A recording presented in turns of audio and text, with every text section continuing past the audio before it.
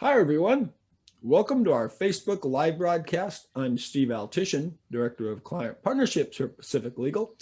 And today we have our Pacific Cascade legal attorney, Kimberly Brown, with us to talk about probates, what they are, how the process works. So Kimberly, how you doing today? I am well. How about yourself? I'm doing well today.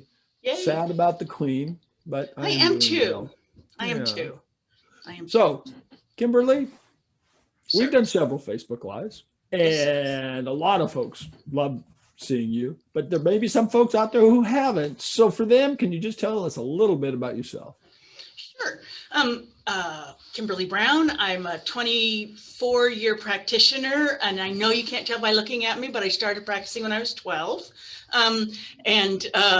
I have been doing primarily family law as a solo practitioner for about 22 of those years. And for me, family law and as a solo practitioner included things like probate, guardianships, conservatorships, along with the divorce, custody, adoption work that most people traditionally think about in family law. Well, good. Well, good. This is perfect for you then. Yes. And what we're going to do, we're going to talk about, this word probate. And so I'm thinking let's start with, the start. What exactly is probate? Yeah. I think because the media or TV programs always show like this terrible family arguments about fights that go on about $1 million estates. Everybody has this idea that probate is a difficult and onerous process, and it is not generally. What probate is, and all it is the process by which the title of a piece of property, whether it's a house, a car, a bank account, an investment account, can be passed from the person who has died to either somebody who is inheriting it or to a third-party purchaser. So if the estate wants to sell the house from the person who died to somebody who nobody knows, just wants to buy the house, the title can pass clean. And by clean, it means there's no lien on the property. There's no creditors who can come and try to take the property away from you down the road. That is the whole purpose of probate, is to transfer title from the person who has died to whoever's going to get the property, an heir, a beneficiary, or a third-party purchaser, clean. It's really to protect them, isn't it? It is. Yeah, gives them a clean start. Yeah, and when clients come into my office, they often will say, "I don't want to do probate. I just want to do a living trust or other probate means, or other estate transfer means." And we talk about some of them, but one of the things we also talk about is that what probate does is there's a mechanism by which creditors have a certain time, 4 months in Oregon, by which they make a claim against the estate, and if they don't meet that timeline, they don't get to make a claim after the estate is closed. And so the title can still transfer clean because you've given notice, you've looked for them. And so it's a great way of making sure that everybody that is supposed to be paid gets paid, and anybody that you didn't know about or who's slow about getting their claim in can't come back later to either the heir, the beneficiary, or the third-party purchaser and say, well, I should have been paid from the person who has died. They owed me a medical bill or they owed me a credit card debt. And so I'm going to put a lien on your house that you didn't even know the person who died. Exactly. Just as a personal experience, we did a probate on my stepmother or my mother-in-law, and 8 years later, we get some bill. Send it back. Well, tough luck. Right. Exactly. And I think people don't realize how if they knew how much protection or how much benefit they receive about being kept safe, being free from late claims Yeah. that probate offers them, I think that they would feel better about it. Oh, I agree. I agree. Now, as you said, it's it's where property gets transferred, but does everything have to be probated? Are there properties that don't have to be probated, or is there, some other mechanism? Okay, so when I say it is the process by which property has to be transferred, or property is transferred from the person who has died to somebody who's entitled to have a clean title. I'm talking about that there was not some pre-planning, or the deed is not titled in a certain way that allows it to automatically go to somebody else. So if you are married and you buy a house, your spouse generally is on title with you. And if they're on title with you, they are generally, the title merges to them immediately on the first death. So husband dies, wife is automatically, no need for probate. Wife is automatically the sole owner of the house if she's on title with the husband before she dies. Right. There are, in investment accounts and in bank accounts, you can do a pay on death or a transfer on death designation where you don't name somebody a co-owner of the asset. So they're not the co-owner of your bank account. They're not the co-owner of your investment account, but you say, at my death, I'm asking you to transfer or pay to this beneficiary the money that's left in these accounts. That does not have to go through probate because you've pre-planned that. In the house situation, Oregon has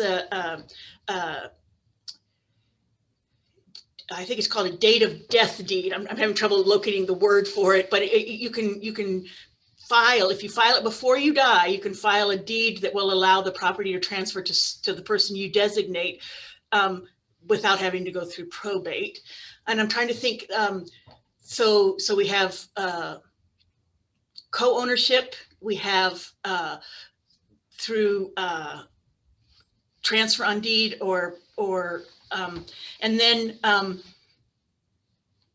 think that's it. Those are the kinds of ways that they transfer off the top of my head. I'm probably going to have something pop up in a minute, but. Well, my head pops up every 3 minutes and I'd go, oh, okay. So let's, before we get like a little too deep into this, or not too deep, but deep into this, let's talk a little bit about some terminology that is involved in probate, because I know that there is terminology that was used in the 1600s and the same thing sort of is now, but sometimes it's got a different name. And so I'm just going to give you a couple of things that people hear and what they are. And the first one is a fiduciary.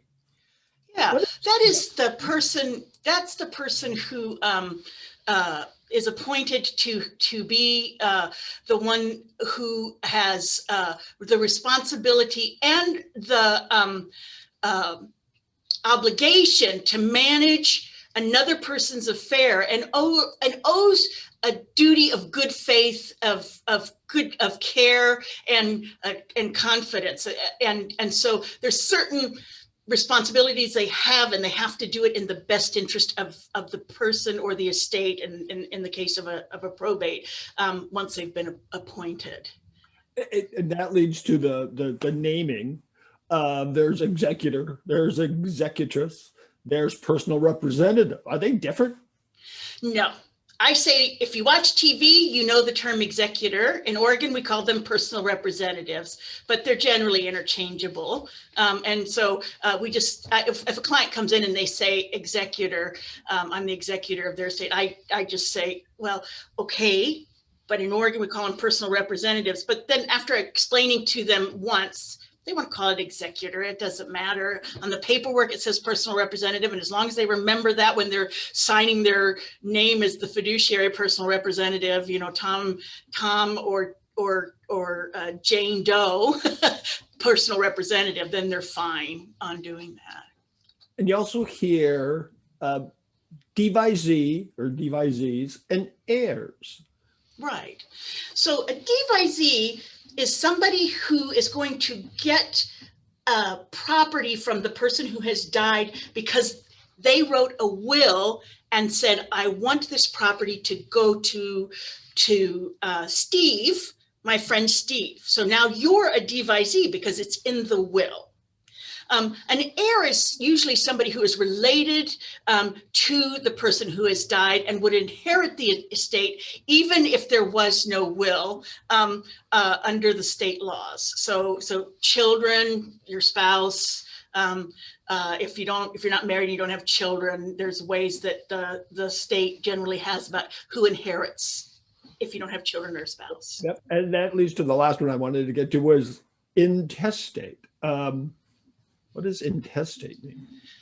Intestate just means that the person didn't leave a will, and that that in order to distribute the assets of the estate, we're going to have to look at the state laws to see how our state, Oregon, governs how the estate is going to be divided. And in general, you can just say that if a person is married, and it's a first marriage and the kids are all from the first marriage, the spouse is going to inherit everything. If it's in general, I want to make sure this is in general, if there are children from a different marriage, if this is a second marriage and the person who died has children from another marriage, generally it's about 50% to the spouse and 50% to the children from a different marriage. So that's sort of the state law in Oregon. For intestate. Yeah, but on intestate, I'm assuming, am I right, that you still have to have a probate. I mean, the property still has to pass somehow legally. Right. Unless they've done some pre-planning and transfer on death or have a death deed, they must use a probate to transfer the deed from the person who has died, the title, from the person who has died to the person who should have the title, and have a clean title. So yes, they do have to do a probate. So how do you start one? How does the administration of the estate, the probate, get going? Both with intestate estates and people who have done wills, the first thing that you have to realize is that we need to have a death certificate. So until the death certificate is received by the person who is going to be asking the court to have them nominated as the personal representative in an intestate estate, or who has been nominated in the will to be the personal representative, we have to get the death certificate. It's just a requirement to be filed along with the petition asking the court to appoint a personal representative. So you file a petition to appoint a personal representative and the death certificate. And if it's a will, if there's a will in it, then what we have to do is also attach the will to the petition for probate and file the original will with the court. We always need some information about the person who has died and the person who's going to be is requesting to be appointed the personal representative.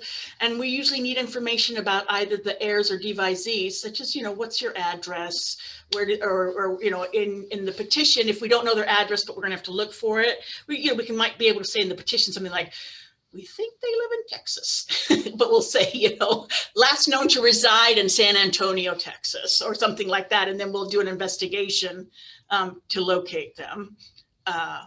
That kind of leads to, where do you file it? If I'm in Texas and my uncle died and made me the personal representative, can I just hang out in Austin, or do I got to go to Oregon, or what?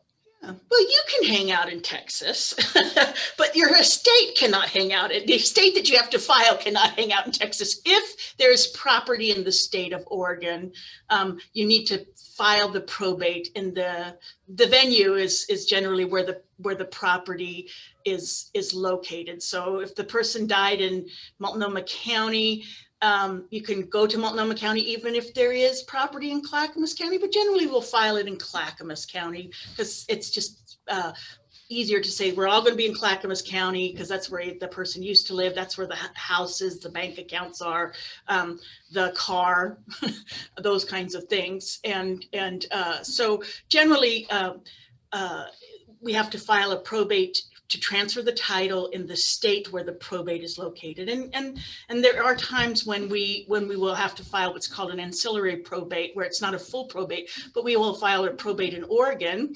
And then if they had a vacation house in San Antonio, Texas, where you're residing, then we'll file an ancillary probate in San Antonio, Texas, to transfer the title of the vacation home as well. But it has to be filed in Texas too. I mean, they're two separate cases. So let's talk about, again, me. Mm-hmm. I'm the personal representative. What do I do? I mean, what do I do? So if you are the personal representative of an intestate estate, one of the first things that has to happen is you have to be bonded. And bonded is essentially an insurance policy that guarantees that if you were to do something nefarious, if you were to just one day decide that you needed that money because something was really rough or whatever, that there was an insurance to guarantee that the estate would be protected. You have to be bonded. A lot of times people in wills waive a bond requirement. And so that's in wills, we don't often have to do a bond requirement. And then we have to also request a federal ID number.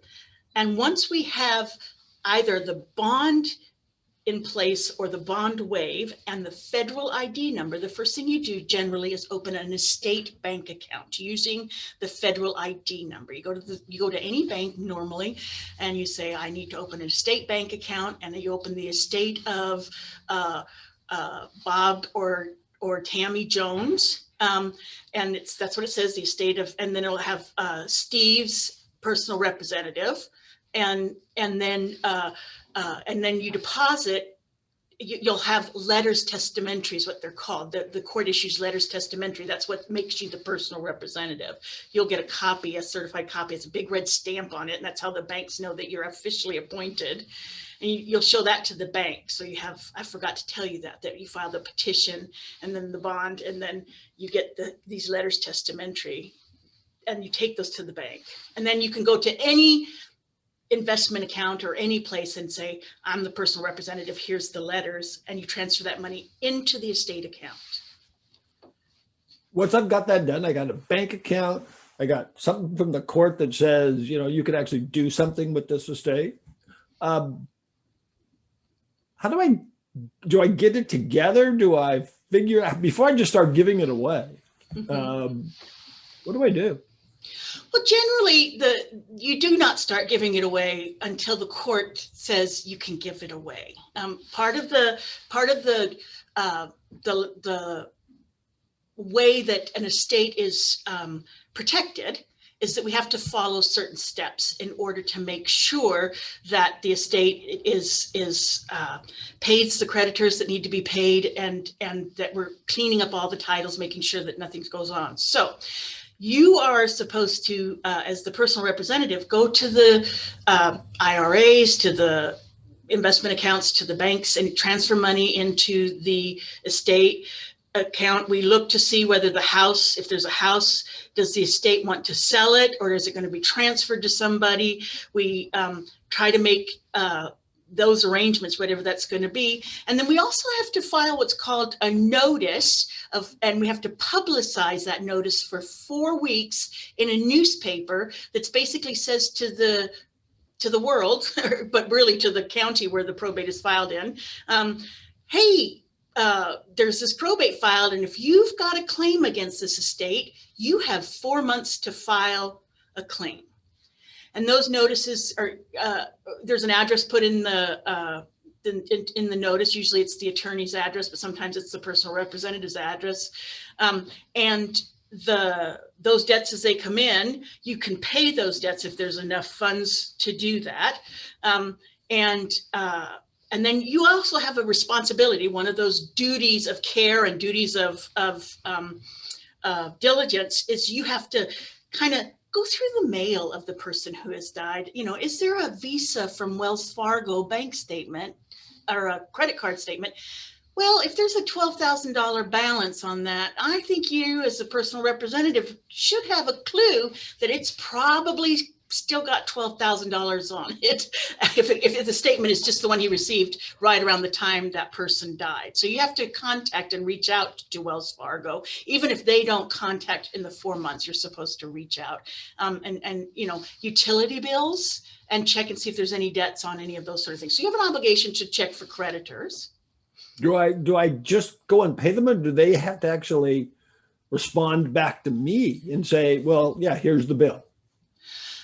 You have to let them know that there's an estate and they are supposed to send you a bill.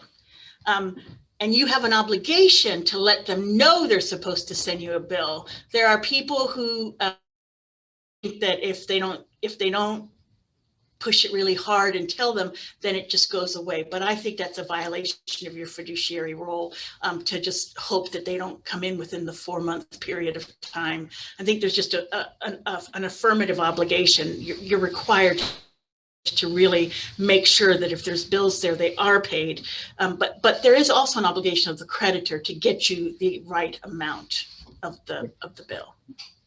And what about things that the person who died may own that are like still going on? You know, what if like I don't know, a business, maybe they're renting property. I mean, do I have to become a landlord for this period of time? Hence, if there is a building that the person who died owns and there are tenants in the building, and there are agreements between the decedent, the person who died, and the people who are renting the building, those contracts are still valid contracts. So you as the personal representative will have some landlord-tenant kind of obligations. And you will, you know, if the building is going to be sold, you know, we have to follow the rules of informing the tenants. If there are rules that we have to follow to say the building is going to be sold, the contracts are still valid if the building is sold. And then if there's an ongoing business, there is an obligation that you know, if there's a manager there, that you contact the manager and make sure that the business is still ongoing. But then the decision needs to be made. Hopefully the person who died has a will and they've laid out how they want the will to, in their will, how they want the business to be divided. Or if they don't have a will, that they have an heir that is interested in the business or already works for the business. And we can get the business valued so that we know how much it's worth as we go about to dividing the estate.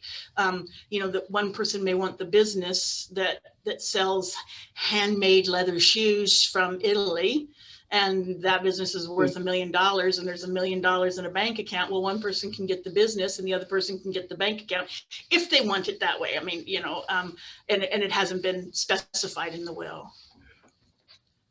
How do I know who? Okay, I've kind of gathered, like you said, all the property. I'm kind of managing it. I'm trying to make sure that it's, you know, everything we're getting, everything. I've contacted the creditors so we can pay people off also. How do I know who to pay? I mean, excuse me. How do I know who to give the money to? How do I know how to distribute and who to distribute it to? Okay.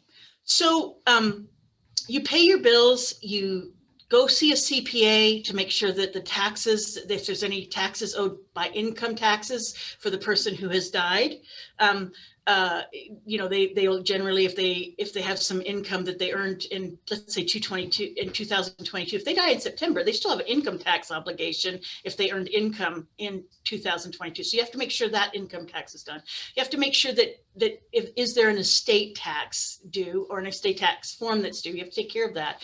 And then if there's a will, then you follow the terms of the will. If the will says, Kimberly gets it all, and I don't want anybody else to get it, then after you pay all of the debts, after you've made sure all the taxes are paid, you write a check after a form is filed with the court, asking the court to allow you to distribute it, because you've paid all the bills and you've gotten all the taxes done. And then you write a check to Kimberly for the full amount. If it's an intestate estate, when you have it's a lot easier when it's all cash. But generally what you do is you sell if there's real property, we sell the real property. That money gets put into the account. We can't close the estate. We can't distribute the money till the house is sold. If there's a business and that's the main asset of the estate, we can't distribute any money until the business is sold. So we have to liquidate whatever the assets are if nobody's going to inherit or wants those assets, or they weren't designated to go to somebody. And then that gets put into the bank account. And then if there's no will, then we have to look to the intestate succession laws. And then after you file a petition to distribute the assets of the estate, you would write a check. Let's say there's 3 children. You would write each child a check for a third of it. I want to say something. I keep talking about forms that have to be done, and we have to do an inventory form that we didn't talk about. There's all this stuff that has to be done. Most people in probates have an attorney that does the process, and people get a little overwhelmed just at the idea of an attorney. But what I will say is that while the attorneys in this area of practice will often ask for the costs to be advanced, between $1,000 and $1,500, let's say, for the publication, for the filing fee, if there's any bond kind of obligation. Attorney fees are paid out of the estate at the end of the estate. You, as Steve, would not be required to pay the attorney up front or throughout the process. The law requires that the court has to approve the fees of the attorney. So the attorney actually helps you all the way along the way. They send you a letter that says, "Hey, Steve, you've got the letters. Here's the tax ID number. Go open a bank account. Hey, Steve, here's the notice here's the form you have to fill out that says, I looked for all of the creditors of the estate, and I looked exactly like I was supposed to, and I couldn't find anybody, or I found who I was supposed to. These are the things I did to check. Here's the inventory of all of the stuff that's in the estate. I found the IRA, I found the bank accounts, I found the house, I found the boat, I found the cars, and this is what they're worth. And then here's and at the end, here's what's left after I've paid all of the bills. And here's what the attorney's fees are. And here's what the personal representative fees are, because you can get there's a statutory rate for your personal attorney fees. And I'm asking the court to distribute that. Most of that is all done by attorneys. You don't have to do that because that's a lot of information you have to learn really quickly. And so you have to read all of the forms we do for you and sign them. But all this gets dished back down to, like you said, gathering the stuff, making sure you got it all, making sure you paid the people you're supposed to pay, and then making sure you give the rest of it to the people you're supposed to give it to. Right. What happens if there's an argument? We talk a lot about what the personal representative does, but let's say, I don't know, the spouse comes in and says, "Hey, I don't want that. I want this." Or a kid comes in and says, "Hey, that will was, shouldn't have been done, and it was deceived into doing it." I mean, are those things handled in the probate too? Yeah. If there is a disagreement about how things are supposed to be distributed or what somebody wants, the person who has the disagreement has to file an objection in the probate process, and that's their responsibility to do. So if there's a spouse who doesn't think that the children should inherit any of the money, they might file a an objection, and they have to show that there's some reason why the intestate succession laws shouldn't apply in this particular instance. If there's a will that exists, what they normally, those contests generally are, there was some kind of undue influence at the time. I mean, you'll often see that there was a will done 20 years ago, and then 3 days before they died, they amended a will, or they did a new will, and all of a sudden, certain people got left out. And so that's when you see like objections coming forward. There's somebody, and sometimes it's not. I mean, sometimes it is that everybody else has not checked in for 20 years, and you've got the nephew who's taken that person to the doctor and to any medical appointments and been the one visiting every couple of days or whatever. But yeah, you have to file an objection with the estate, and then the personal representative has the authority to have the probate court deal with the objection, or have that moved into civil court. And it gets really kind of complicated at that point. So at the end, then, I, as the personal representative, hand out all the money, and I think you said that I got to get approval by the court first. Mm-hmm. Mm-hmm. And if the court gives me that approval, and I do what the court tells me to do, it feels like I'm also got some protection if someone comes back later and says, no, I wanted that amount. Right. What we have, when you distribute the estate, you have all of the people who are getting something from the estate sign a receipt. And part of their signing the receipt is that I agree that I've gotten everything that I'm entitled to get, and I am not going to come back and say later I should have gotten something different. And I understand that if there's a missing kind of thing that was done accidentally, that that I'm not going to make the personal representative pay for that out of their own pocket. Sort of, and it's written by lawyers for lawyers, so it's a little bit more complicated language than that, but that's what it says if you translate it into regular people language. And so we have this receipt that you sign as an heir or a devisee. And so that helps protect the personal representative, and also lets the court know that the person who was in the will got what they were supposed to get. Yeah. And like kind of it's a process ending. Everyone knows it's over and it's done, mm-hmm. and had their time to say what they needed to say. We're really right at where we should be going, but I just want one last thing. What if my estate is like super small? Do I have to go through this entire process, or is there sort of a simplified version out there? If I remember the numbers correctly, you can file a small estate in Oregon, which is a much quicker process. If your house is $200,000 or less, or and your cash value is 75,000, I think is the number.